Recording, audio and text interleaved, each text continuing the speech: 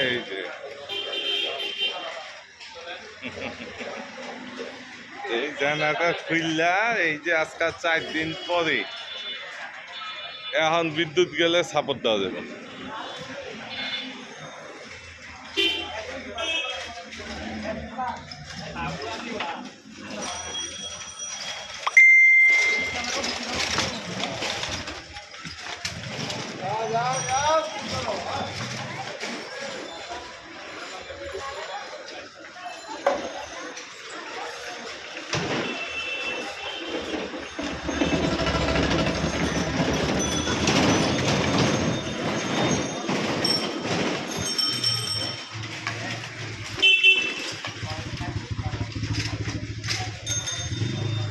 এই তো রাতটা আজকে এই দোকানের ভিতরে সকাল সকাল বেলা